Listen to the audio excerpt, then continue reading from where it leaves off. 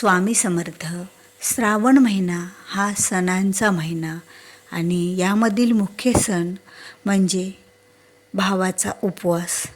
ज्या स्त्रिया नागपंचमीच्या दिवशी किंवा नागचतुर्थीच्या दिवशी भावाचा उपवास पकडतात, तर ह्या उपवास पकडण्यामागे कारण काय आहे आणि हा उपवास का पकडला जातो, यावर्षी नवीन वस्त्र धारण का करावे आणि या दिवशी चुकूनही या चुका करू नये. कारण हा जो उपवास आहे तो श्री नागराजासाठी उपवास पकडला जातो. म्हणजे नागराजाला भाऊ समजून हा उपवाससुद्धा केला जातो. आता हा जो उपवास आहे तो जिकडे आपल्या भागात जशी प्रथा असेल तशी धरला जातो. म्हणजे कोणी नागचतुर्थीच्या दिवशी म्हणजे नागपंचमीच्या आदल्या दिवशी उपवास करतो, तर कोणी नागपंचमीच्या दिवशीसुद्धा काही भागामध्ये उपवास केला जातो.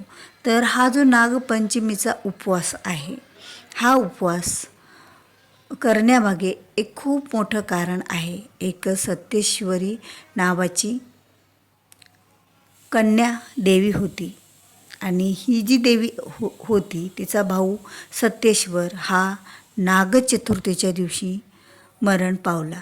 त्यामुळे सत्येश्वरीला खूप वाईट वाटलं आणि तिला त्या दिवशी नागाचं दर्शन झालं आणि नागाच्या स्वरूपात तिला तिचा भाऊ भेटला. आणि त्यावेळेला नागोबाने तिची सर्व कथा ऐकली आणि तिला आपला भाऊ मान असं तिला सांगितलं. आणि तेव्हापासून नागचतुर्थीच्या दिवशी आणि नागपंचमीच्या दिवशी भावाचा उपवास केला जातो. तर हा उपवास म्हणजे भावाच्या सुखी समाधानासाठी, भावाच्या ऐश्वर्यासाठी, भावाचं जीवन चांगलं चालण्यासाठी आणि भावाचं आयुष्य हे वाढण्यासाठी.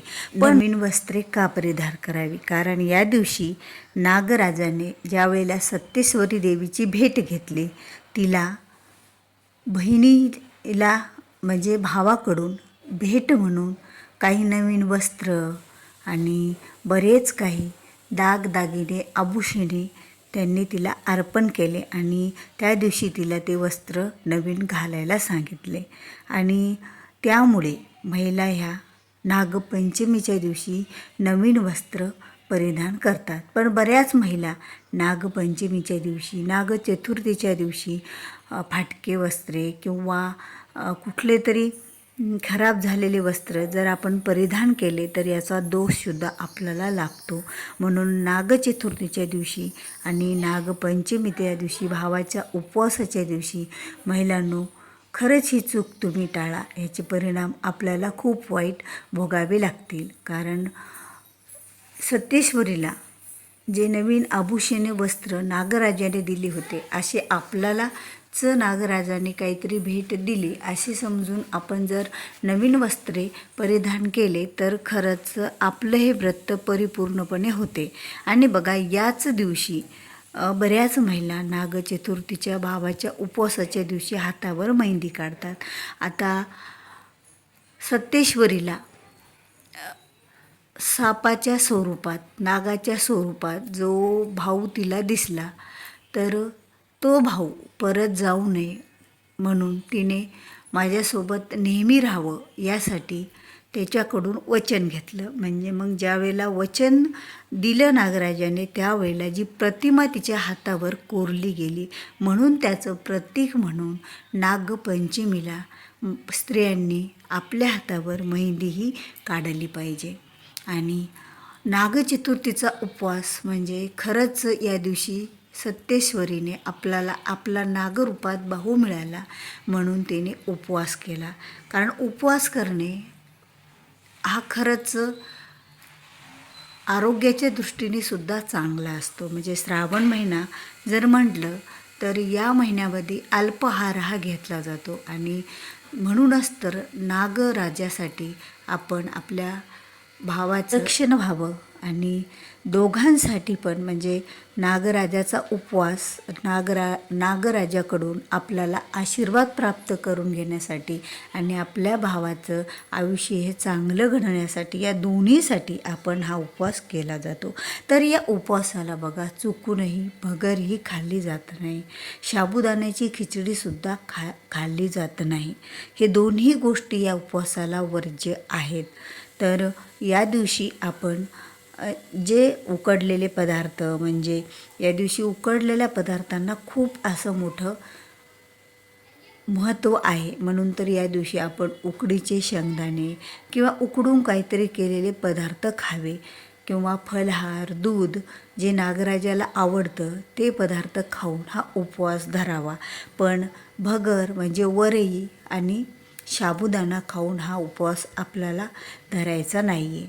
कारण हा उपवास आपण वर्षातून एकदा नागराजाचा उपवास म्हणून पकडत असतो आणि प्रत्येक उपवास आपण आपल्या संसारासाठी करत असतो, आपल्या पतिदेवासाठी करत असतो. पण भावासाठीचा हा जो एक उपवास आहे हे बहिणीने पकडला जातो. तर बहिणीने ह्या चुका खरंच त्या दिवशी टाळायच्या आहेत आणि उपवास करून नागदेवतेची पूजा आपण करत असतो आणि नंतर नागपंचमीच्या दिवशी हा उपवास आपण सोडत असतो. जे काही नागदेवतेला आपण आपल्या परंपरेनुसार ज्या भागात जशी परंपरा आहे त्यानुसार नैवेद्य अर्पण केला जातो.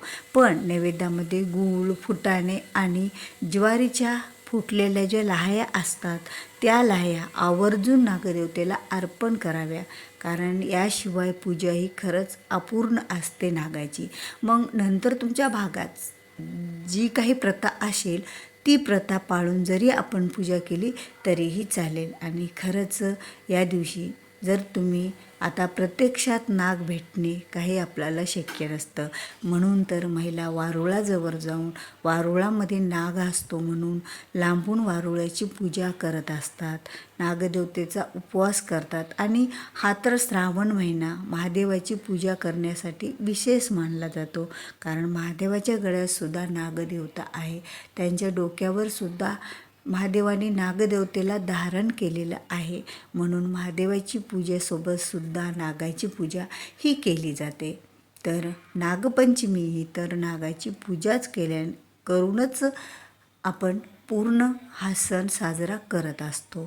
तर महिलांनो खरंच ह्या चुका टाळाव्या आणि आपल्या भावाच्या संरक्षणासाठी आणि नागराजाचा आपल्यावर अखंड आशीर्वाद राहावा यासाठी आपण जसं सत्येश्वरी देवीने सत्येश्वरा समजून नागदेवतेचा पूजा केली आणि नागराजाने तिचा भाऊ म्हणून तिचा पाठीराखा झाला, त्याचप्रमाणे आपल्या दोन्ही बहीण भावाला, कारण फक्त भावांनाच आशीर्वाद नाही तर नागदेवतेचा बहिणीलासुद्धा आशीर्वाद हा उपवास पकडल्याने नागदेवताची पूजा केल्यानेही मिळत असतो.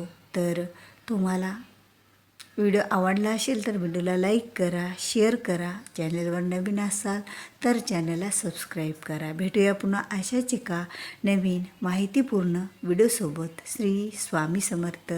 जय जय स्वामी समर्थ. ओम नमः शिवाय.